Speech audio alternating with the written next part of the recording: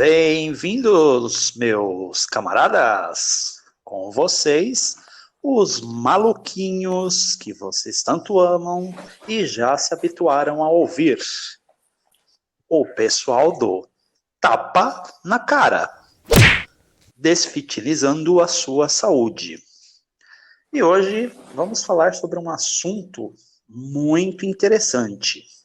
Mas, primeiramente, eu quero falar com os meus colegas que sempre estão aqui com o seu senso de humor peculiar e as suas alfinetadas mais peculiar ainda. Tudo bem, Ricardo? Tudo ótimo, David. Tudo maravilha. Tudo bem, Calil? Tudo certo, David. Como é que tá aí, Ricardo? Tudo bem? Tudo tranquilo. Bom. Tudo ok. E para o nosso tema de hoje, nós temos o HIIT, Higher Intensity Interval Training. What? O que é HIIT? Onde vive o HIIT? O que come o HIIT? Hoje, no fofíssimo podcast preferido de vocês. Começando o assunto, vamos falar sobre o que é o HIIT. Bom, o HIIT, né, como o David falou, a tradução literal dele, na verdade, é treino intervalado de alta intensidade. Então, é aquele treino, normalmente, que as pessoas estão fazendo hoje em dia nas academias, que você vê aquela pessoa que sobe na esteira, corre igual uma louca, sai da esteira, volta para a esteira, corre igual uma louca, sai da esteira, volta para a esteira de novo, corre igual uma louca, sem sentido algum, mas é o que a gente vai explicar hoje para vocês. Quer dizer que era assim que vocês me viram quando eu estava fazendo? O que foi? Quer dizer que era assim que vocês me viram lá na academia quando eu estava fazendo? Basicamente. Não, na realidade eu já achava você maluco por natureza, não por correr e sair da esteira, tá? Ai, que bom, menos mal. Deixando bem claro assim, a gente vai falar do treino que tá mais na moda hoje em dia, o treino que é o mais comentado hoje em dia, né? O pessoal tá fazendo, que estão vendendo como o mais eficiente. A gente vai falar um pouquinho dele hoje aí. Então, galera, fiquem conosco e vamos aprender um pouco mais sobre o HIIT. Para deixar bem claro para vocês, HIIT, em português, traduzido, significa um treinamento intervalado de alta intensidade. Uau! Alta intensidade? Sim, alta intensidade. Tá? Nós vamos tentar quebrar os mitos para vocês de todas essas publicações, todas essas histórias e trazer luz no fim do túnel sobre as nossas queridas fábulas do HIIT. Dito isso, começamos com os mitos de publicações, redes sociais, academias e às vezes até alguns profissionais que usam do HIIT para um marketing pessoal. Este método não é para todos? Mentira, tá? O HIIT pode ser feito para todo mundo, desde que, tá? Eu quero fazer essa ressalva bem grande, desde que você tenha um protocolo correto, um acompanhamento correto, uma análise correta e uma avaliação correta do que você pode ou não fazer dentro do HIIT, tá? Então, sim, pode ser para todo mundo? Pode. Já tem estudo hoje falando que grávida está fazendo HIIT, que diabético está fazendo HIIT, que cardíaco está fazendo HIIT. Então, sim, a gente pode colocar que ele pode ser para todo mundo, sem dúvida. Como o Calil falou, desde que seja respeitado a individualidade de cada pessoa. Você não vai fazer um HIIT extremamente intenso para uma grávida, mas sim, o HIIT é alta intensidade. Mas você não precisa também exagerar nessa intensidade para doentes. Então, respeite as individualidades. Respeite a sua individualidade e profissionais, respeite as individualidades dos alunos. A gente está falando aqui de intensidade, né? Deixa eu fazer uma ressalva. O que é intensidade? A intensidade é aquilo que você vai aplicar durante seu treino, ok? Então, por exemplo, para um idoso de 80 anos de idade, intensidade pode ser uma caminhada de 5 quilômetros na esteira. Para um atleta de alto nível, a intensidade pode ser um tiro de 20 quilômetros na esteira. Então, a intensidade é muito peculiar para cada tipo de pessoa. Então, é por isso que a gente tem que fazer essa ressalva, né, da individualidade de cada um. Muito bem. Dito isso, vamos a ressalvas. A intensidade vai de acordo com o nível de cada um, ok? Como que a gente vai saber o nível de cada um? Isso existem métodos de avaliações que o professor vai fazer com você, que o professor vai propor a você, ok? A gente também vai falar mais para frente sobre isso. Professor que entende. A gente também vai falar sobre esses métodos, tá? Porque esse podcast não vai ser apenas só esse sobre o HIIT, haverá talvez um ou dois, três, não sei. Vai depender de quanto a gente se estender no tema. Então hoje fica a ressalva para vocês que intensidade é de acordo com cada nível de pessoa. Individualidade, ok? Exato, sempre respeite individualidades. Mito número 2. Você precisa vomitar aquele famoso sair morto com farofa para ser caracterizado como um treino HIIT? Mas é claro que não. Não, se falarem para você, nossa, para ser um HIIT você precisa vomitar, gente, corre desse professor, por favor, longe dele, procura outro. Corre o HIIT contínuo? não é vomitar. Cara, corre contínuo, corre intervalado, corre de qualquer jeito, mas corre desse cara. De carro, de moto, pega o primeiro ônibus, chama o Uber, pede carona. Mas sai de perto dessa pessoa. Te falo isso.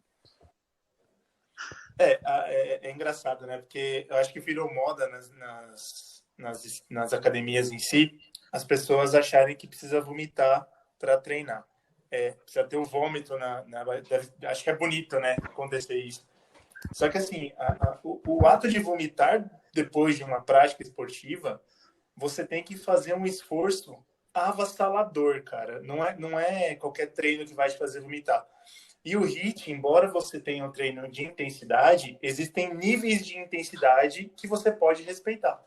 Então, não necessariamente você precisa vomitar para ter o efeito do HIIT no seu corpo. Muito bem, entendi. Então, se eu fizer uma intensidade alta, mas dentro do meu limite, do meu limiar, provavelmente eu não vou vomitar, não vou passar mal, é isso? Isso, Sim. mas ainda assim é um HIIT. Ah, tá. Muito obrigado. Terceiro mito. E essa história do morreu. Mas passa bem, fica tranquilo. Não precisa chamar o SAMU. Traz só aquele baldinho aqui para a pessoa, de repente, passar mal, resolver vomitar, resolver se cagar, resolver se mijar. Só que não também, tá? Para vocês entenderem, galera, é o seguinte. Quando você vai treinar o HIIT, você pode treinar o HIIT em 3 maneiras. Você pode treinar o HIIT no máximo que você consegue, ok? Então, no 100% que você consegue. Você consegue treinar o HIIT no submáximo, ou seja, abaixo do seu máximo. E você consegue treinar o HIIT no supramáximo, que é acima do seu máximo. Então, nessas 3 variáveis, você consegue treinar dentro dos protocolos do HIIT. Então, você não precisa morrer no treino para poder treinar HIIT. Sim, você pode sair andando do seu treino de HIIT, tá? Não é problema nenhum. Aliás, dependendo do que nem a gente falou antes, vai depender muito do seu nível de condicionamento, do profissional identificar o nível que você tá, para saber passar o protocolo correto de treino para você. Mas não, você não precisa sair morrendo e não precisa vomitar, tá bom? Galera, mesmo porque, lembre-se, HIIT ou não, treino é treino. A função principal dele é te desafiar, é levar você quase ao seu extremo limite. E depois você tem que ter uma recuperação. Então, você não vai estar sempre fazendo HIIT, você não vai estar sempre fazendo o extremo, ok? Procure sempre conversar com o seu professor, procure sempre conversar com o profissional para que ele te oriente bem. Agora vamos àquele mito maravilhoso que todo professor adora. Existe apenas um protocolo que se caracterize ser um treino de HIIT? Não. Tem muita gente que acha que o HIIT é só baseado no protocolo Tabata. Tabata é aquele treininho de 8 séries de 20 segundos de exercício em altíssima intensidade por 10 segundos de intervalo. E não, esse não é o único protocolo que existe para HIIT. Existem inúmeros protocolos, inúmeras formas de fazer. Ah, tá, mas é porque eu vi uma pessoa falando para mim uma vez que ela fazia um aquecimento com Tabata, eu achei estranho. Eu também acharia. Olha a alfinetada. Não foi alfinetada, eu li, eu vi o vídeo. Eu também vi. Se aquilo for Tabata, eu entrego meu diploma. Eu vi, não foi vídeo não, viu? Que é pior. Ah, e quais são, assim, os protocolos? Como que vocês podem me explicar isso? Seguinte, existem diversas maneiras da gente entender o que é o protocolo do HIIT. Normalmente o que acontece? Você faz um estímulo por um descanso, né? Esse é o intervalado do HIIT. O estímulo pode ser um estímulo por tempo ativo e tempo passivo. Por exemplo, você pode fazer um estímulo de 20 segundos para 10 de descanso, que é o Tabata. Você pode fazer o estímulo de 30 segundos por 30 segundos, que é um outro protocolo. Você pode fazer um estímulo de 2 minutos por 1 minuto de descanso, que é outro protocolo. Você pode fazer um estímulo de 8 minutos por 8 minutos, que é outro protocolo. Então, assim, você tem diversas maneiras para poder fazer o HIIT. Sem contar que, além do tempo, você pode usar o HIIT usando distância também. Então, vamos pegar assim, um exemplo da natação. Você pode usar uma piscina semiolímpica de 25 metros, dar um tiro de 25 metros e descansa um período. Então, você não vai usar só o tempo, você vai usar metragem e tempo. Se você for usar o descanso ativo, você pode dar um tiro de 25 metros e soltar nadando 25 metros também, ou até mais. Vai tudo depender do seu treino em si. Então, resumindo, eu tenho um esforço, posso ter descanso fazendo alguma coisa ou simplesmente parado. É isso, né? Ficou claro? Perfeito. Exatamente. Ah, muito obrigado.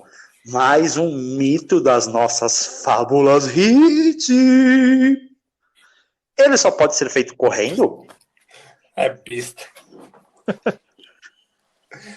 Eu acho que na resposta do anterior eu já dei spoiler para esse, né? Resposta é não. Você pode que fazer... ignorância. Olha, spoiler de podcast eu até aceito. Agora, spoiler de série de filme você apanha. Esse eu não vou dar spoiler, não. Mas que nem eu falei, pode ser feito na piscina e de outras formas também. O Ricardo abordou já no mito anterior isso, né?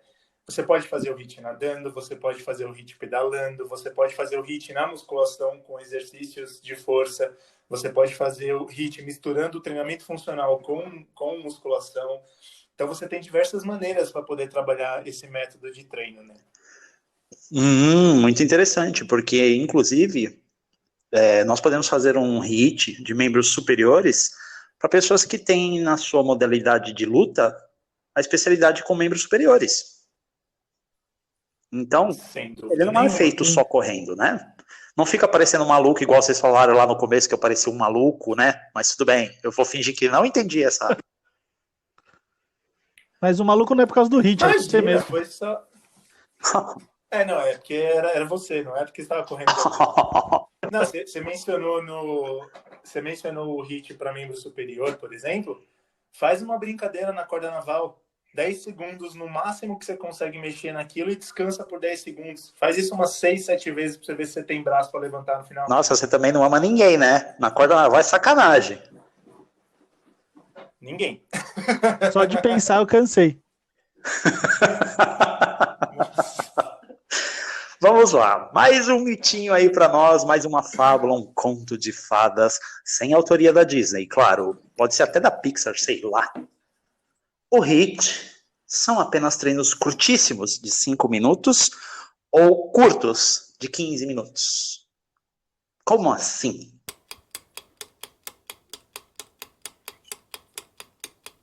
Não, o HIIT pode ser feito até 60 minutos, tudo vai depender do protocolo utilizado, mas não, ele não é só treino curto.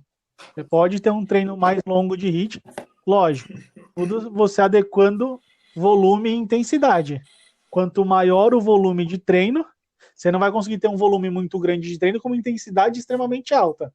Então, você adequando volume e intensidade, você consegue aumentar o tempo desse treinamento. Ah, sim, sem dúvida. Isso é um mito muito comum mesmo, né? As pessoas acham que o HIIT tem que ser curto e muito intenso a ponto de você vomitar e morrer no treino fazendo Tabata. Não, gente, calma. Você tem diversos protocolos. Ai, que japonês chato esse Tabata. Só faltou falar Tabata na esteira, né? Não, acho que se alguém conseguir fazer o Tabata na esteira, eu dou meus parabéns, viu? Porque olha. Então, assim, a gente tem protocolos, como o Ricardo falou, que abordam 40, 45 minutos, e, enfim, você pode ter diversas maneiras de trabalhar o HIIT. Como também nós temos protocolos de 30, 20 minutos, vai depender muito Sim. do que está sendo pedido, da periodização, do seu condicionamento. Lembre-se disso. A intensidade é de acordo com o seu nível. Perfeito. O HIIT emagrece mais que aeróbio contínuo ou longão. Ele é mais emagrecedor? Esse aqui é polêmico, na verdade. Porque, assim, a gente falar que o HIIT emagrece mais que o contínuo é um certo errado, tá? Eu quero me estender um pouquinho nisso. Por quê? Quando a gente fala que correr contínuo, longas distâncias emagrece, sim, emagrece. A grande questão é que o HIIT, ele é mais efetivo nisso. Então, ele vai te emagrecer mais que o contínuo se você realizá-lo de uma forma eficiente, entendeu? No mesmo período de tempo, ele vai ser mais efetivo. Então, ele acaba sendo melhor. Não que ele emagrece mais do que o contínuo, por exemplo. E o HIIT, nesse aspecto, ele tem uma pequena particularidade, uma pequena vantagem, que ele ajuda também no processo de emagrecimento na manutenção de massa magra. Já que o treino contínuo, ele acaba utilizando um pouco da musculatura como fonte de energia, você perde um pouco de massa magra nesse processo também. O HIIT já ajuda nessa manutenção dessa musculatura. Sim, de acordo com estudos, você vai sempre perder um pouco da sua massa magra. Porém, quando você realiza um HIIT, a tendência, a perda é menor do que se você fizer um treino comum, mais longo, mais contínuo, mais duradouro, entendeu? Não é que você não possa fazer. Pode. Só que você tem que pesar o pró e o contra e o que você realmente está buscando dentro do método, tá?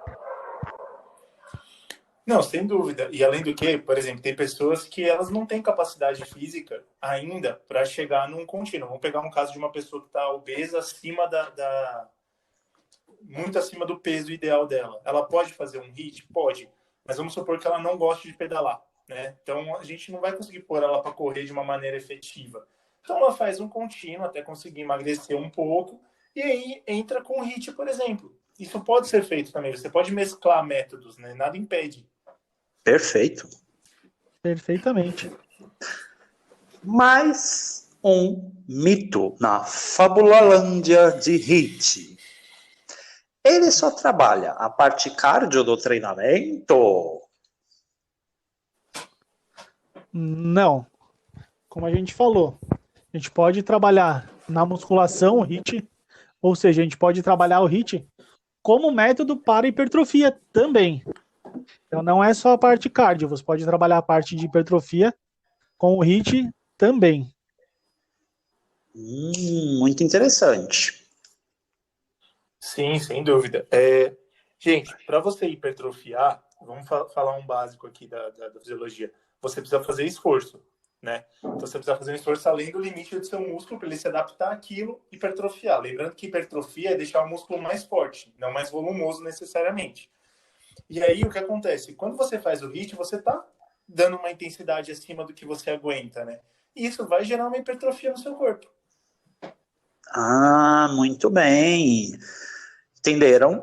Não é só a sua parte cardio que vai se privilegiar do HIIT. O seu corpo se adapta como um todo. Ele responde de uma maneira, grotescamente falando, geral. Então, algumas partes, dependendo do que você vai fazer, respondem melhor, mais, outras em menor, menos. Tá bom? Perfeito.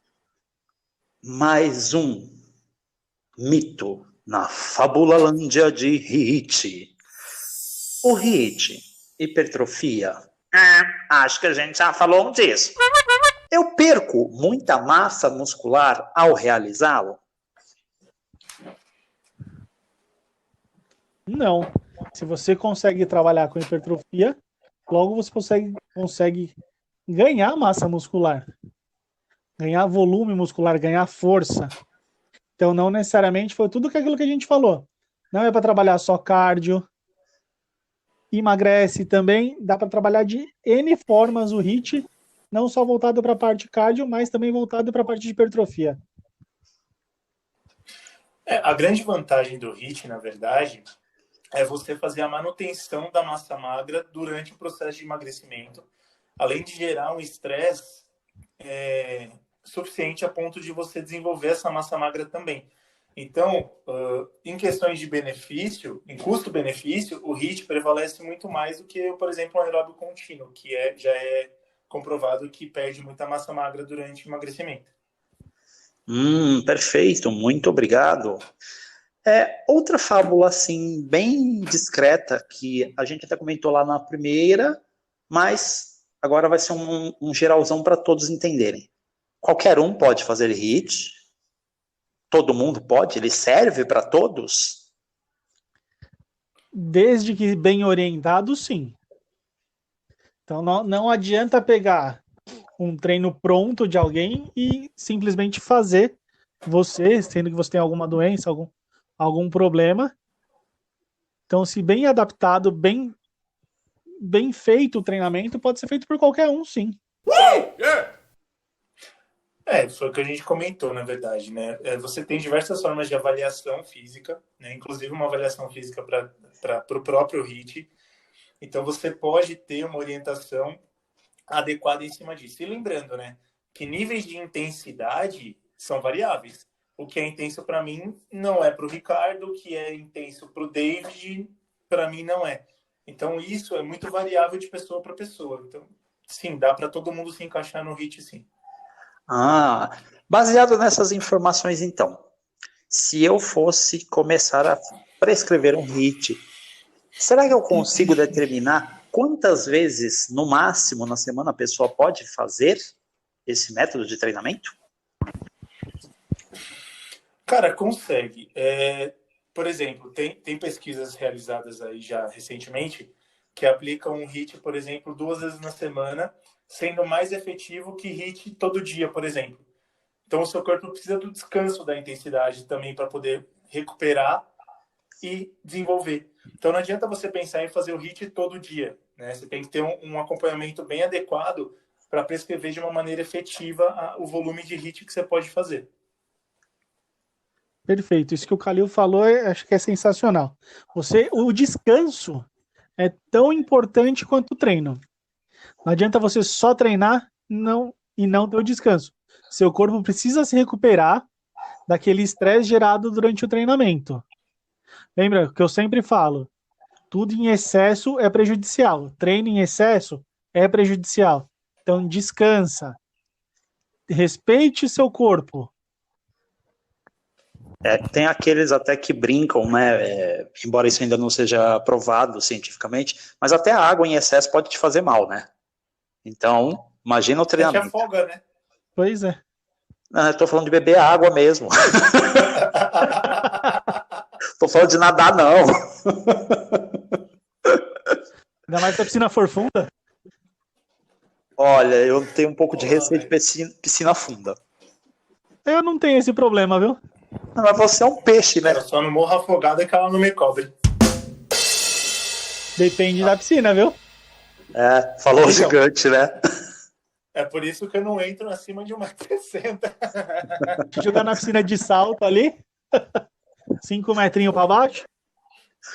Bom, pessoal. Obrigado, mas não, tô bem. Brincadeiras à parte, essa foi a nossa primeira parte sobre o HIIT. Como sempre, a gente tenta fazer o assunto de uma forma bem sucinta, direta, um pouco divertida às vezes, tá bom? E se vocês gostaram, se vocês ainda têm dúvidas sobre, mesmo sabendo que ainda haverão outros podcasts, gostaria de sugerir algum assunto para nós, fiquem à vontade e acessem o nosso Instagram, Gym House Project, e nos dê um feedback lá. Muito obrigado a todos os participantes. Muito obrigado, Ricardo. Obrigado, David. Valeu, Calil. Muito bom conversar com vocês. Essas discussões são sempre muito prazerosas. Muito obrigado, Calil. Valeu, David. Valeu, Ricardo. Sempre bom estar com vocês, gente. Sempre bom ajudar as pessoas a entender um pouquinho mais sobre atividade física. Com certeza. Muito obrigado a todos que nos ouviram, que estão aí nos ouvindo, deixando um pouquinho do seu tempo reservado a nós. Somos muito agradecidos por isso, tá? E até o nosso próximo Tapa na Cara. Desfitinizando sua saúde.